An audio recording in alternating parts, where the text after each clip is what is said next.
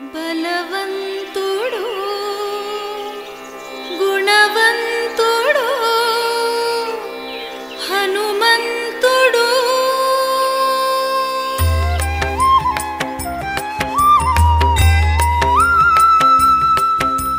బలవంతుడు గుణవంతుడు హనుమంతుడు,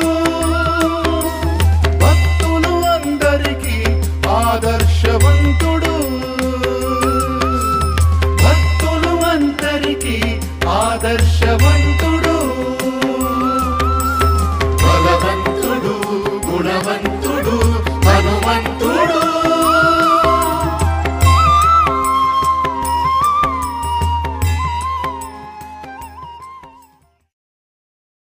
శుక్లాంబరధరం విష్ణుం శశివర్ణం చతుర్భుజం ప్రసన్నవదనం ధ్యాయేత్ సర్వవిఘ్నోపశాంతయే.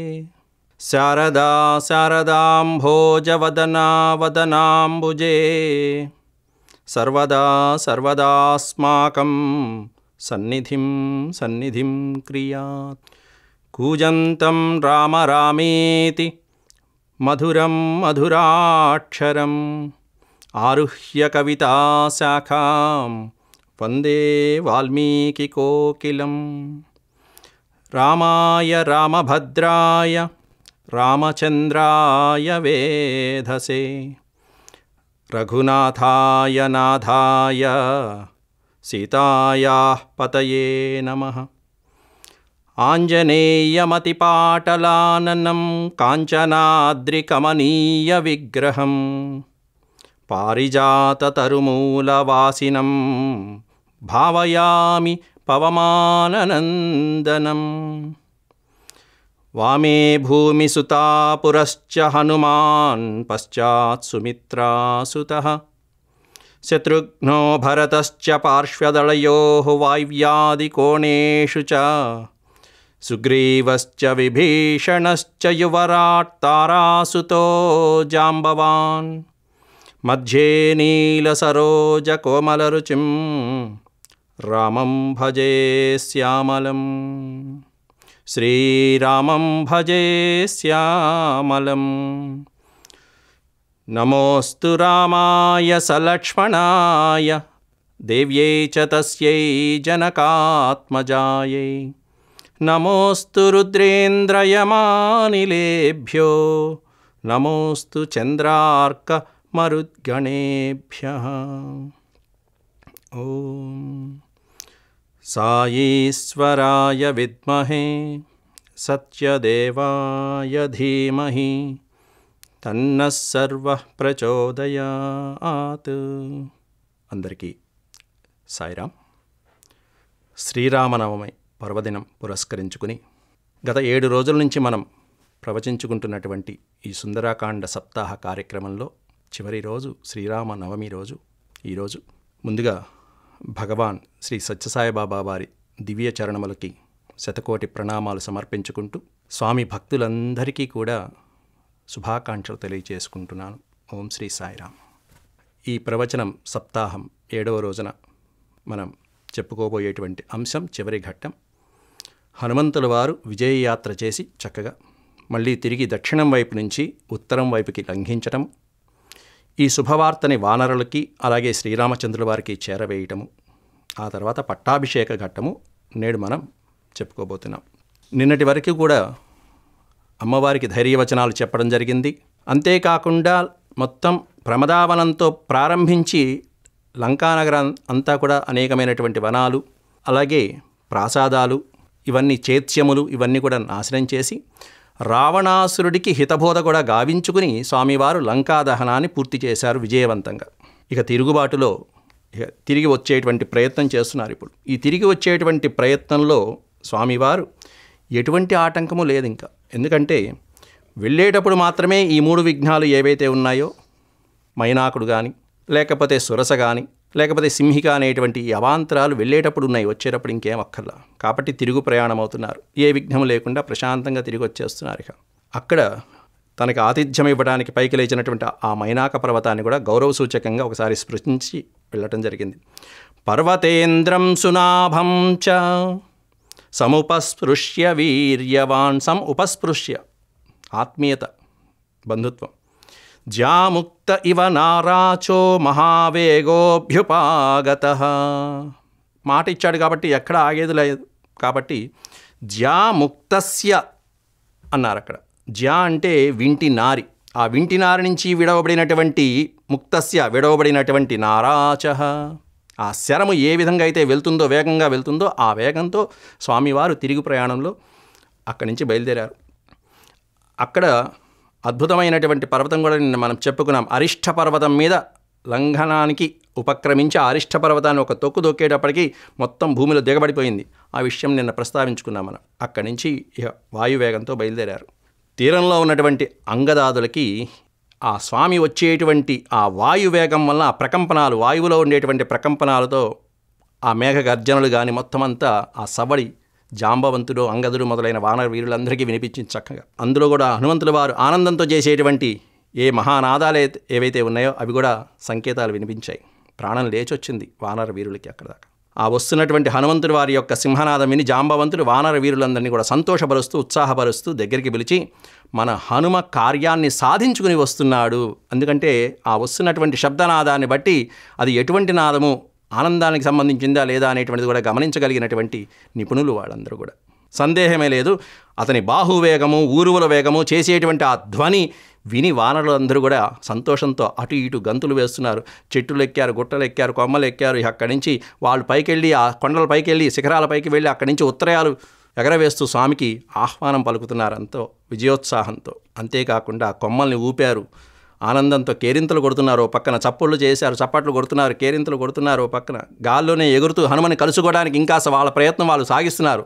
ఎదురు వెళ్ళటానికి, అభిముఖంగా ఆనందంగా కలుసుకోవడానికి. ఎందుకంటే వాళ్ళు పోయే ప్రాణం తిరిగి వచ్చింది ఆ హనుమరాకతో. అట్లా వాళ్ళందరూ పైగా అంజలి ఘటించి మరీ స్వాగతిస్తున్నారు హనుమంతుడికి. మహానాదంతో వచ్చినటువంటి ఆ హనుమంతుడు మళ్ళీ తిరిగి వచ్చి మహేంద్రగిరి పర్వతంలో ఆనందంగా ప్రశాంతంగా దిగారు. ఇప్పుడు వెళ్ళేటప్పుడు ఏ ఆనందంతో ఆ మహేంద్రగిరి పర్వతాన్ని ఒక తొక్కు దొక్కాడో ఇప్పుడు మళ్ళీ ప్రశాంతంగా దిగాడు. కాబట్టి ఆ ఉన్నటువంటి మహేంద్రగిరి పర్వతం మీదే మళ్ళీ దిగి అక్కడ కూర్చొని కానీ వానరులందరూ చుట్టూ చేరారు.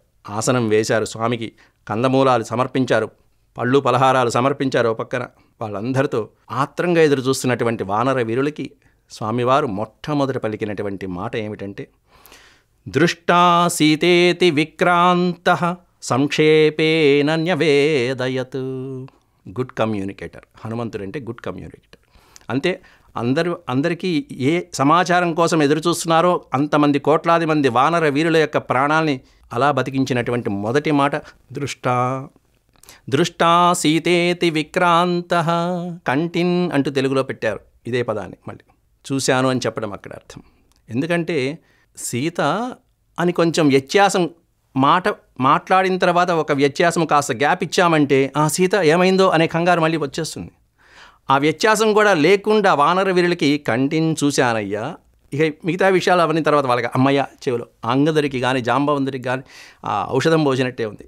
అంటే అట్లాంటి గుడ్ కమ్యూనికేషన్ స్కిల్స్ అన్నీ కూడా ఇట్లాంటిదే. ఇది ఇక్కడ కాదు, హనుమంతుడు అంతకుముందు సీతాదేవితో పలికినటువంటి విషయంలో కూడా మొట్టమొదటి ఏం చెప్పాడు? కుశలీ రామః త్వాం చ కౌశలమబ్రవీత్. రాముడు కుశలంగా ఉన్నాడు, నిన్ను కుశలం అడిగాడు మొట్టమొదటి మాట. ఎంత ఔషధంలాగా, దివ్యౌషధంలాగా పనిచేస్తాయి భర్త ఎడబాటుతో ఉన్నటువంటి జానకి మాతకి. ఇక్కడ కూడా వానరులకి దృష్టా సీత ఇతి అంటూ ప్రారంభించాడు. ఆ తర్వాత వాళ్ళు అడగగా ఇక లంకలో జరిగినటువంటి విశేషాలన్నిటినీ వివరిస్తూ ముందుగా అశోకవనంలో పూజ్యురాలైనటువంటి సీతమ్మను దర్శించాను అంటూ ప్రారంభించాడు.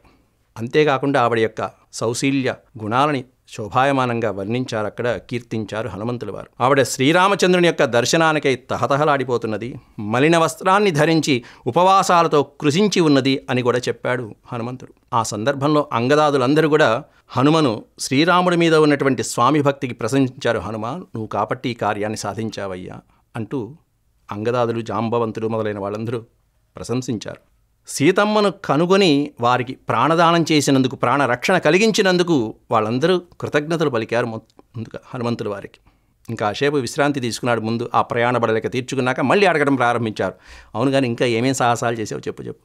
ఎందుకంటే ఈయన యొక్క విశేషాలు ఎట్లాంటివో వాళ్ళకి తెలుసు, హనుమంతుల వారు ఏం చేస్తారో అనేటువంటిది. ఎందుకంటే సీతమ్మను చూడటం ఒకటే కాదు నువ్వు చేసేది, అందువలన ఇంకా ఏం చేసావు కాసేపు విశ్రాంతి తీసుకున్నాక, అంటే కాస్త బ్రేక్ ఇచ్చారు. విశ్రాంతి తీసుకున్నాక మళ్ళీ స్వామి అప్పుడు తాను ప్రదర్శించినటువంటి అత్యద్భుతమైనటువంటి లీలల్ని, ఆ కార్యాలన్నీ కూడా పూసగుచ్చినట్టుగా వర్ణించారు చక్కగా. సముద్రాన్ని లంఘించినటువంటి తీరు, మధ్యలో కలిగినటువంటి ఆ విఘ్నాలు, వాటి నుంచి స్వామి ఎలా బయటపడ్డారు, ఆ తర్వాత లంకిణీ సంహారము, సీతాదేవి యొక్క అన్వేషణ ఎలా సాగింది, ఇవన్నీ కూడా చెప్పుకుంటూ ఆ అశోకవనంలో ఉన్నటువంటి ప్రమదావనంతో బోణీ కొట్టి స్వామి చేసినటువంటి లంకాదహన కార్యక్రమం అంతా కూడా పూసగొట్టినట్టు చెప్పారు. వానరులకి ఎంతో ఓపిగ్గా ప్రతి ఘట్టాన్ని కూడా వివరించి సవిస్తరంగా వినిపించాడు హనుమ అక్కడ ఓపిగ్గా. ఇదంతా ఇంకా చెప్పాలంటే శ్రీరాముని యొక్క ప్రభావంతోనూ మీ అనుగ్రహంతోనూ సుగ్రీవుని యొక్క ఆజ్ఞ నెరవేర్చడానికి నేను సాధించానయ్యా అని చెప్పి, ఈ చేసినటువంటి కార్యాన్నంతా టీం వర్క్ అంటారు చూసారా, మీ సహకారం లేకపోతే నేనేం చేస్తాను అన్నట్టుగా, ఇంత సాధించినటువంటి ఆయన ఎంత వినయంగా ఈ కార్యమంతా మీ వల్లనే సాధించాను అన్నట్టుగా చెప్పేస్తున్నాడు. టీం వర్క్ లేకపోతే ఏది సాధించలేము. కానీ ఇదంతా చేసుకొచ్చింది ఆయన అయినా కూడా మహారాజు అయినటువంటి సుగ్రీవుడికి దాంట్లో భాగం కల్పించాడు. మీ అందరి యొక్క అనేటువంటి మీ అందరి సహకారంతోనూ, మీ అందరి యొక్క అనుగ్రహంతో, పెద్దవాళ్ళు ఉన్నారు అక్కడ జాంబవంతుడు మొదలైనటువంటి వాడు, వాళ్ళ యొక్క అనుగ్రహంతోనూ ఇదిగో ఇది సాధించాను అన్నాడు హనుమంతుడు. ఇంత వినయశీలు ఎక్కడ దొరుకుతాడండి మనకి. అంతేకాకుండా సీతాదేవి గురించి ప్రస్తావిస్తూ, వానరోత్తములారా, సౌశీల్య పాతివ్రత్యములలో సీతమ్మే సాటి, ఇక వేరే ఆవిడతో సాటి వచ్చేటువంటి పతివ్రతా శిరోమణి ఇంకెవరూ లేరా అన్నట్టుగా ఉందయ్యా ఆవిడ తలుచుకుంటే ఆవిడ యొక్క కోపం అనేటువంటిది సర్వలోకాలను కూడా దహించగలదు.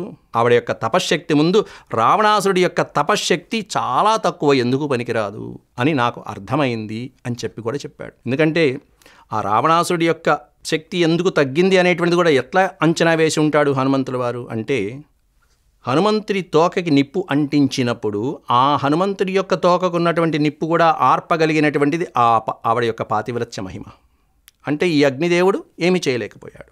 కానీ ఈ అగ్ని ఏం చేశాడు, మొత్తం లంకానగరం అంతా దహించేసింది. అంటే రావణాసుడికి, వాడు అధర్మపరుడు కాబట్టి అధర్మాత్ముడైనటువంటి లంకానగరం అంతా అగ్నిదేవుడు దహించేశాడు. కాబట్టి రావణాసుడి యొక్క తపశ్శక్తి ఎక్కువ, ఈవిడ తపశ్శక్తి ఎక్కువ. పోని అంతా అయిపోయిన తర్వాత స్వామివారికి సందేహం ఏం కలిగింది, అయ్యో అశోకవనం అంతా దగ్ధమైపోయిందే, అక్కడ మధ్యలో ఉన్నటువంటి సీతమ్మకి ఏం అపకారం కలిగిందో కదా అని చెప్పి కంగారు పడ్డాడు. చివరికి పైకి వెళ్ళి చూస్తే అర్థమైంది, ఈ అగ్ని ఆ అగ్నిని ఏం చేయగలదు, ఈ అగ్ని ఏముంది, ఇంధనాలు కడితే మండేటువంటి అగ్ని ఇది. కానీ ఆవిడ ఏ ఇంధనం లేకుండా తపశ్శక్తితో ఉండేటువంటి అగ్ని, ఆవిడ మహా అగ్ని. కాబట్టి ఈ అగ్నిదేవుడు ఆ అగ్నిని ఏం చేయగలదు అని చెప్పి అనుకుని, అందువలన ఈ సీతాదేవి యొక్క తపశ్శక్తి ముందు ఈ అగ్ని ఆవిడనేమీ చేయలేదు. అట్లాగే విభీషణుడి యొక్క ధర్మత్వం కూడా అట్లాంటిదే. అందుకే అందరి గృహములు దగ్ధమైనా కూడా విభీషణుడి యొక్క గృహం దగ్ధమవల. ధర్మం అది, ధర్మం యొక్క శక్తి అట్లాంటిది. అధర్మాత్ములు అందరూ దగ్ధమైపోయారు. కాబట్టి రావణాసురుడి యొక్క తపశ్శక్తి ఎందుకు పనికిరాదయ్యా సీతాదేవి యొక్క తపశ్శక్తి ముందు. ఏమిటా తపశ్శక్తి అంటే కేవలం రామనామస్మరణ, తారకనామస్మరణ, ఆ భావన అంతే ఆడుకున్న శక్తి. కాబట్టి ఇంతవరకు జరిగిన కార్యక్రమాలన్నీ, నేను చేసినవన్నీ మీకు సవివరంగా వివరించాను. ఇక తదుపరి కార్యక్రమాన్ని ఆలోచించండి అని హనుమంతుడు ఊరుకున్నాడు. ఇక అంతా విని అంగదుడు కాస్త ఆవేశపడ్డాడు. ఇంకేముంది, వెళ్ళి సీతమ్మని మనమే ఆ రావణాసుడిని కొట్టి చంపేసి సీతాదేవిని తీసుకొచ్చేద్దామా అన్నంత ఆవేశపడ్డాడు పాపం అంగదుడు. యువరాజు కాబట్టి అందరూ ముందు విన్నారు. సీతాదేవి జాడ తెలుసుకున్నాక కూడా మనం ఇలా ఊరుకోవచ్చా, మనం సీతాదేవిని కూడా తీసుకొచ్చి రాముడికి సమర్పిస్తే ఇంకాస్త మెచ్చుకుంటాడుగా సుగ్రీవుడు కానీ శ్రీరామచంద్రుడు కూడా. అది ఆయన ఆలోచన. కానీ జాంబవంతుడు కాస్త శాంతింపజేశాడు. అందుకే పెద్దవాళ్ళు పక్కన ఉండాలి ఎప్పుడు కూడా. అనుభవజ్ఞులైనటువంటి వాళ్ళు చెప్పారు, నాయన మనకి సుగ్రీవుని యొక్క ఆజ్ఞ ఎంతవరకు ఉంది, సీత అన్వేషణ వరకే ఉంది, సీతని తీసుకొచ్చేంత వరకు లేదు. అంటే ప్రతి మాటలో కూడా అండర్లైన్ చేసుకున్నారు వాళ్ళు సుగ్రీవుడి యొక్క ఆజ్ఞలో. సుగ్రీవుడు సీత అన్వేషణ చేసి రండి, జీవించి ఉన్నదా లేదా, ప్రాణాలు ధరించి ఉన్నదా లేదా చూసి రండి అన్నంతవరకే మనకి ఆజ్ఞ నాయన. కాబట్టి సీతని తీసుకురావటం అనేటువంటి విషయం మనకి అధికారం లేదు, ఆజ్ఞ లేదు. ఎందుకు లేదు, ఎందుకు తీసుకురావద్దు, మనం తీసుకురాకూడదు అంటున్నాం. ఆ తీసుకువచ్చేటువంటి దాంట్లో శ్రీరామచంద్రుడి యొక్క అభిప్రాయం తప్పనిసరిగా ఉండాలి. ఆయనకి ఏది ఇష్టము, ఏది అభిమతం, ఎలా చేయాలి అనేది ఆయన ఆజ్ఞతోనే మనకి సాగాలి అని జాంబవంతుడు శాంతింపజేశాడు అంగదుడినప్పటికీ. అయితే అంగదుడి పరాక్రమ వచనాలకి జాంబవంతుడు కాస్త శాంతింపజేసిన ఇంకో విషయం కూడా జాంబవంతుడు ప్రస్తావించాడు. శ్రీరామచంద్రుడు మనందరి ముందు ప్రతిజ్ఞ చేసి ఉన్నాడు కాబట్టి ఆ ప్రతిజ్ఞ నెరవేరాలి. నెరవేర్చడం కోసం అని చెప్పేసి మనం సీతాదేవిని ఇప్పుడు మనం చూసి వచ్చాం కాబట్టి ఈ వార్తని ముందు శ్రీరామచంద్రుడికి నివేదించడం వరకే మన బాధ్యత. రాఘవో నృపశార్దూలః కులం వ్యపదిశన్ స్వకం ప్రతిజ్ఞాయ స్వయం రాజా సీతా విజయమగ్రతః అని చెప్పారు అక్కడ. ఆయన తన పరాక్రమం చేతన మాత్రమే సీతను తీసుకురావటానికి శ్రీరాముడు ఇష్టపడి ఉండవచ్చు. కాబట్టి ఆ వీరోచితమైనటువంటి కార్యం, దాని వెనకాల ఉన్నటువంటి అంతరార్థాలు మనకు తెలియవు. రావణ సంహారం జరగాలి అని ఆయన ఉద్దేశం అయి ఉండవచ్చు. కాబట్టి అదే కదా మరి. కాబట్టి మనమందరం ఈ వార్తను ఎంత త్వరగా వీలైతే అంత త్వరగా మనం సుగ్రీవుడికి, శ్రీరామ లక్ష్మణులకి మనం తెలియచేయాలి అని అనుకుని తీర్మానించుకున్నారు. ఇక అందరూ కూడా పెద్ద ఆయన మాట, జాంబవంతుడి యొక్క మాటని అనుసరించి బయలుదేరుతున్నారు. ఇక అక్కడి నుంచి ఉత్సాహంగా ఉన్నారు వానర వీరులందరూ కూడా. ప్రతి ఒక్క కార్యము ఫలించినటువంటి ఆ ఉత్సాహంతో వానర వీరులు సంతోషంగా ఈ వార్తని శ్రీరాముడికి చెప్పాలి అనేటువంటి ఉత్సాహంతో, రావణుడితో త్వరగా యుద్ధం చేసి సీతమ్మని తేవాలనేటువంటి ఉత్సాహంతో వానర వీరులందరూ బయలుదేరారు. ఇక కిష్కిందకి పయనమయ్యారు. అక్కడి నుంచి ఆ వెళ్తూ వెళ్తూ మధ్యలో ఒక వనాన్ని చూశారు. మధువనం అనేటువంటి వనం, అత్యద్భుతమైనటువంటి వనం. ఆ వనం దగ్గరికి చేరారు. కిష్కిందకి వెళ్ళేటువంటి దారిలో ఉంటుంది అది. అది సుగ్రీవుడి యొక్క రక్షణలో వంశపరంపరగా వస్తున్నటువంటి సుందరమైనటువంటి వనం ఆ వనం.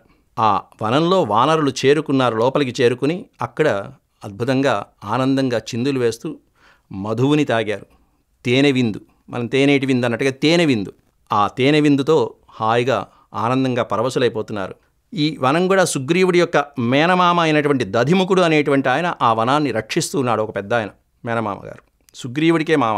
అట్లాంటి ఆయన రక్షిస్తున్నారు ఆ వనాన్ని. సర్వప్రాణులకి ఆహ్లాదాన్ని కలిగించేటువంటిది ఆ మధువనం అనేటువంటిది. అట్లాంటి వనానికి వానరులు ఆ ప్రదేశానికి వెళ్ళి స్వచ్ఛమైనటువంటి ఆ మధువుని చూడగానే అందరూ ఆస్వాదిస్తూ ముందు అంగదుడి యొక్క పర్మిషన్ తీసుకున్నారు. అంగదుడు కాస్త దానికి ఒక రకంగా వారసుడు అని చెప్పవచ్చు. ఇక అక్కడి నుంచి వాళ్ళందరూ కూడా గాయంతి కేచిత్ ప్రణమంతి కేచిత్ నృత్యంతి కేచిత్ ప్రహసంతి కేచిత్. గానము అంటే చక్కగా గానం చేశారు కొంతమంది, నృత్యం చేశారు కొంతమంది, కేరింతలు కొడుతున్నారు కొంతమంది, నవ్వుకుంటున్నారు కొంతమంది, ఎకకేలు పక్కపక్కలు తిన్నారు, తాగారు, గంతులేస్తున్నారు, కొందరు గానాలు ఆలపిస్తున్నారు, నృత్యాలు. ఈ విధంగా చెట్ల మీద అనేకమైనటువంటి విన్యాసాలు చేసుకుంటూ ఊపుతున్నారు, చిందులేస్తున్నారు. ఆ సమయంలో వారందరిని చూసి అల్లరి ఇవి చూసి ఈ వేషాలు చూసి దధిముఖుడు వచ్చాడు. తన సైన్యంతో పాటుగా వచ్చాడు దధిముఖుడు. తన సైన్యంతో ఈ అల్లరి చేస్తున్నటువంటి వానర మోకని చల్లార్చదరు చేసి వాళ్ళని ఇక్కడి నుంచి పంపించడానికి ప్రయత్నించాడు. కానీ దధిముఖుడు చేసేది లేక సుగ్రీవుడి దగ్గర పరిగెత్తుకుని వెళ్ళాడు. కిష్కిందకి చేరుకున్నాడు. సుగ్రీవుడికి చెప్పడం జరిగింది. దధిముఖుడు చెప్తున్నాడు, నీ తండ్రి అయినటువంటి వృక్షరాజుని కాలంలో వాలి పరిపాలనలోనూ మధువనం చక్కగా కాపాడబడిందయ్యా. కానీ ఇదిగో అంగదుడు వచ్చాడు. అంగదుడు దగ్గర ఉండగానే వానరులందరూ ఈ మధువనాన్ని నాశనం చేస్తున్నారు అని చెప్పి స్వయంగా సుగ్రీవుడికి విన్నవించడం జరిగింది. ఇతరులు కన్నెత్తి కూడా చూడటానికి వీల్లేనటువంటి పకడ్బందీగా ఉన్నటువంటి సైన్యం మధ్యలో ఉన్నటువంటి ఆ దధిముఖుడి యొక్క బలపరాక్రమాలతో రక్షించబడుతున్నటువంటి ఆ మధువనం ఈ అంగదాదుల యొక్క చేతిలో చిక్కి ఈ విధంగా ధ్వంసమవటం అనేటువంటి చర్యని వినేటప్పటికీ సుగ్రీవుడికి అర్థమైపోయింది. మొత్తం అంతా ఏం జరిగింది అనేటువంటి సుగ్రీవుడికి మొత్తం విషయం అవగతమైపోయింది. వెంటనే లక్ష్మణుని పిలిచాడు సుగ్రీవుడు ఆనందంగా. లక్ష్మణ, దక్షిణ దిక్కుకి వెళ్ళినటువంటి మన వాళ్ళందరూ కూడా సీతాన్వేషణకి వెళ్ళిన వానర వీరులు తమ కార్యాన్ని సాధించుకుని వస్తున్నారు లక్ష్మణ అంటూ ముందుగా ఆ ఆనందాన్ని లక్ష్మణుడితో పంచుకున్నాడు సుగ్రీవుడు అక్కడ. ఎందుకంటే అంత కార్యాన్ని సాధించకపోయి ఉంటే కనుక వాళ్ళు ఈ సాహసానికి ఒడిగట్టరు, తలపెట్టరు అని చెప్పి కూడా చెప్పాడు అక్కడ. అర్థమైపోయింది. దధిముఖుడికి తెలియదు పాపం ఈ విషయాలన్నీ కూడా. కేవలం రక్షిస్తున్నారు, వాళ్ళు ఏదో ఇబ్బంది పడ్డారు ఈ విషయం. కానీ సుగ్రీవుడు గ్రహించేశాడు. పని సాధించకపోయి ఉంటే అంగదుడు కూడా ఈ విధంగా ప్రవర్తించాడు. ఎప్పుడు కూడా అంగదుడు చాలా మంచివాడు అని కూడా చెప్పాడు అక్కడ సుగ్రీవుడు. ప్రముఖుడైనటువంటి దధిముఖుడిని కూడా వారు లక్ష్య పెట్టకుండా వనాన్ని ఈ విధంగా నాశనం చేశారంటే, మధువులు తాగుతున్నారు అంటే, అంగదుడు ఆజ్ఞాపించాడు అంటే తప్పకుండా ఈ కార్యం జరిగి ఉంటుంది, సీతా అన్వేషణ సాధించుకుని వస్తున్నారు వాళ్ళు అని చెప్పి, పైగా చూసినవాడు కూడా తప్పకుండా హనుమంతుడే అయి ఉంటాడని కూడా నిర్ధారించి మరీ చెప్పేశాడు అక్కడ సుగ్రీవుడు లక్ష్మణస్వామికి. వెళ్ళినటువంటి వాళ్ళలో హనుమంతుడు ఈ కార్యాన్ని సాధించేటువంటి వాడు, అది నాకు బాగా నిర్ధారించేటువంటి నమ్మకం, విశ్వాసం ఉన్నటువంటి వార్త అని కూడా చెప్పేశాడు అక్కడ. పతిర్మమ వనస్యాయం అస్మాభిస్థాపిత స్వయం. ఆ వనం మన వంశపరంపరంగా వస్తున్నటువంటి వనం అది. దృష్టా దేవిన సందేహో నచాన్యేన హనుమత.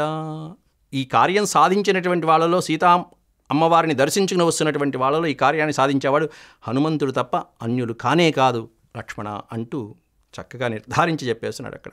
63వ సర్గలో 19వ శ్లోకం నుంచి 33 శ్లోకాల వరకు ఈ శ్లోకాలన్నీ కూడా శక్తివంతమైనటువంటి శ్లోకాలు.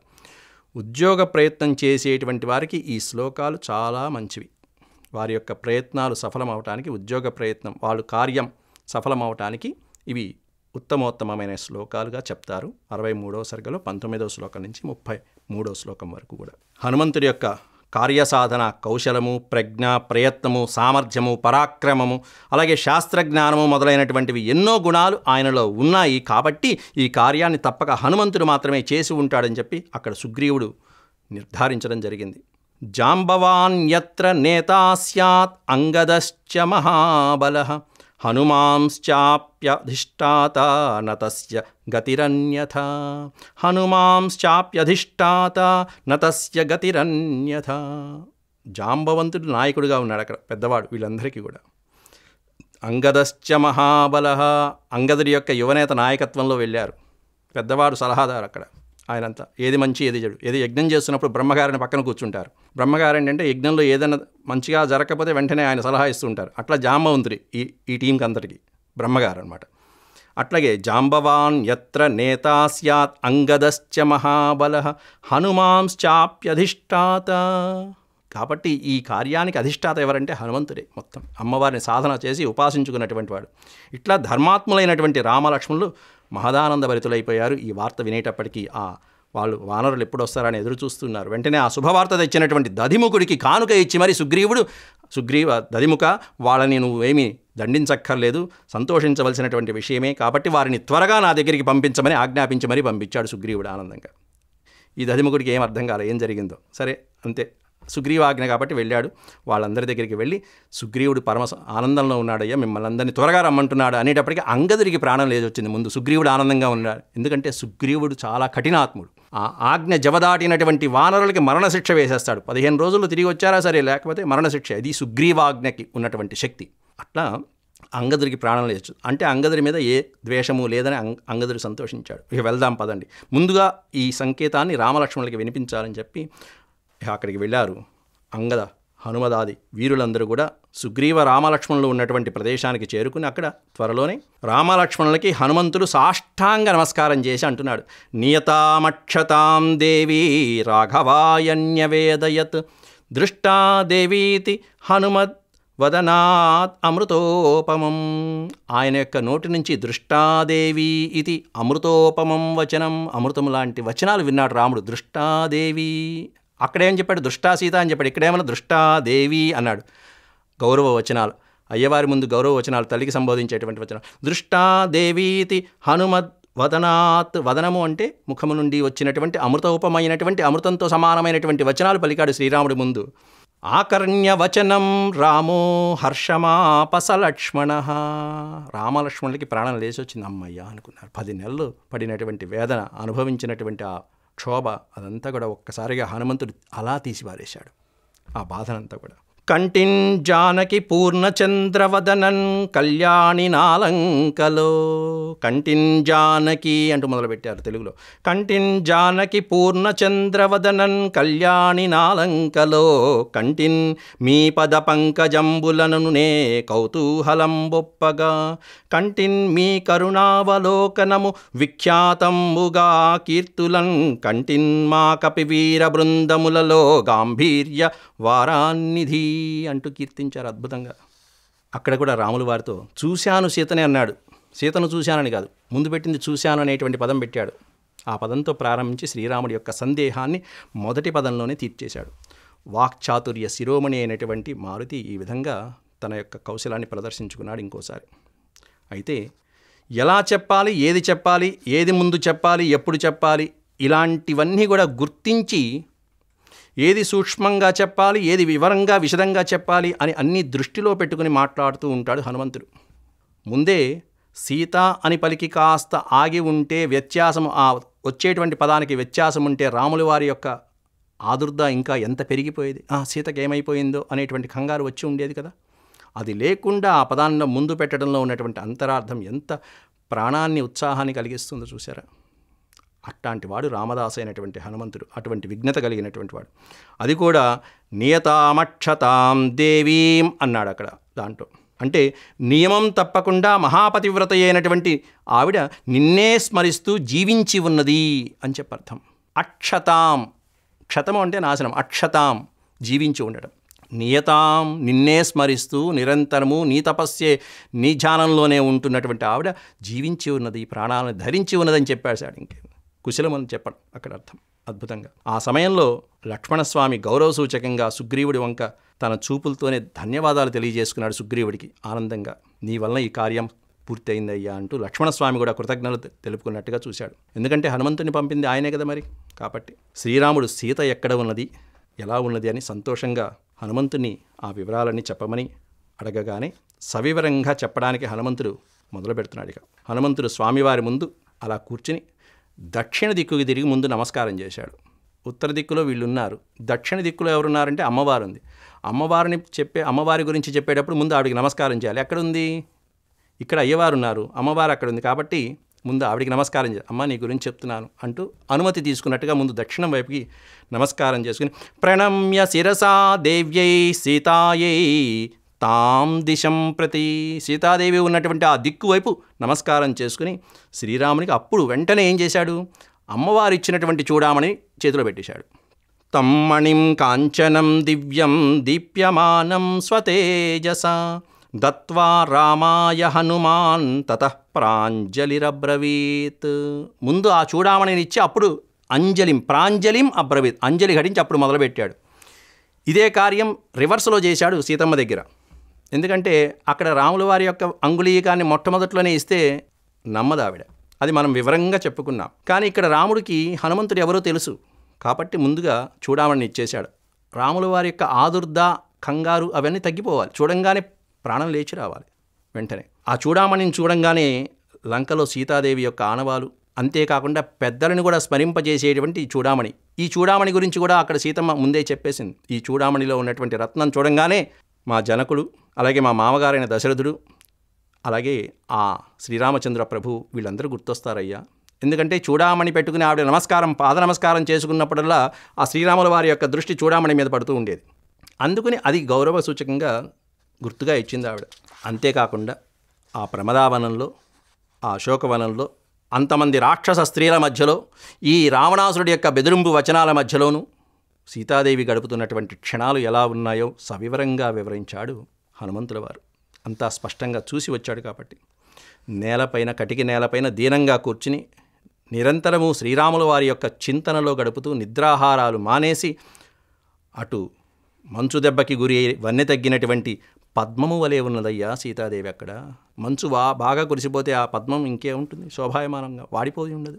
అలా ఉన్నదయ్యా శ్రీరామ అంటూ వివరిస్తూ ఆ తర్వాత సమయాన్ని బట్టి ఇక్ష్వాకు వంశ కీర్తిని ప్రస్తుతించి క్రమంగా నాపై విశ్వాసాన్ని కలిగేట్టుగా చేసుకుని ఆ తర్వాత ఆవిడతో నేను మాట్లాడానయ్యా. ఎందుకంటే రావణ ప్రలోభాలకి భయపడిపోయి ఉన్నటువంటి ఆమె ఎవరిని విశ్వసించట్ల. కాబట్టి ముందుగా ఇక్ష్వాకు వంశాన్ని, ఆ రఘువంశాన్ని కీర్తించి అక్కడ చెప్పాడు. దశరథుడితో ప్రారంభించి శ్రీరామచంద్రుల యొక్క గుణగణాన్ని కీర్తిస్తూ అప్పుడు తనపై విశ్వాసాన్ని పెంచుకున్నాడు. అక్కడ పాతివ్రత్య ధర్మంతో నీ మీద స్థిర చిత్తంతో ఉన్నదయ్యా తల్లి. చిత్రకూటే మహాప్రాజ్ఞ వాయసం ప్రతి రాఘవ అంటూ సీతాదేవి చెప్పినటువంటి వాయసం కథ, కాకి కథ, వాయసం అంటే కాకి, ఆ కాకాసురుడి యొక్క వృత్తాంతం అనేటువంటిది కూడా గుర్తుగా ఈ విధంగా చెప్పిందయ్యా అని ఆ చెప్పినటువంటి ఏవైతే కథలున్నాయో అది చెప్పాడు గుర్తుగా. మరొకటి ఆ శిలమణి అరగతీసి సీతాదేవి నుదుటిన దిద్దినటువంటి, తిలకంగా దిద్దినటువంటి ఆ ఆనవాలు కూడా హనుమంతుడు సీతాదేవి చెప్పినటువంటిది చెప్పాడు. ఇక్కడ శ్రీరామ నీకు ఇంకొక సందేశం చెప్పమన్నదయ్యా. ఏమిటయ్యా అంటే జీవితం ధారయిష్యామి మాసం దశరథాత్మజ ఊర్ధ్వం మాసాన్న జీవేయం రక్షసాం వశమాగత. జీవితం ధారయిష్యామి మాసం దశరథాత్మజ. ఓ శ్రీరామ, ఇంకొక నెల రోజులు నేను ఈ జీవితాన్ని ధరించి ఉండగలను. నీవు లేకుండా, నీవు ఎడబాటుతో నేను ఇంకా ఒక నెల మించి జీవించి ఉండలేను. ఊర్ధ్వం మాసాన్న జీవేయం, ఒక నెల గడువు దాటిన తర్వాత ఇక నేను జీవించి ఉండలేనయ్యా. రావణాసుడి గడువు పెట్టింది 2 నెలలు, ఇక్కడ సీతమ్మ చెప్పింది నెల రోజులే. ఎవరికి? రాముడికి.